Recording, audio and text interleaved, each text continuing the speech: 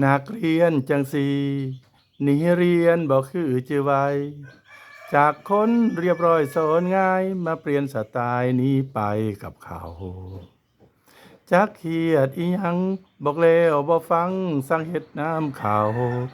พ่อแม่นี่แม่นแสนเศร้าบ่อยากเห็นเจ้าต้องมาเสียคน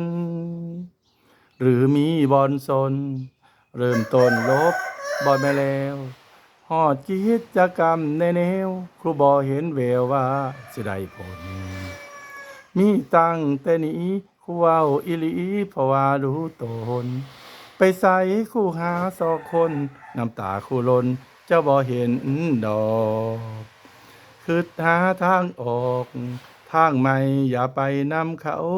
ครูอาสามาเป็นหมู่เจ้าบรรเทานี้ความช้ำชอกยามใดใจเหงาเบิ่งครู่แทนเขาก็ได้อยู่ดอกใจดีแต่เด้อขอบอก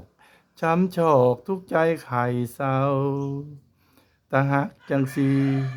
หนีเรียนบ่คือจือไว้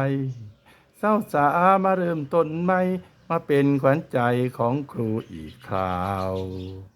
ปรับความประพฤติให้พ่อแม่ยึดหรือความดีเอาบ่เสือลองฟังครูเว้าคุณพ่อไม่เห่าเขาคงชื่นใจ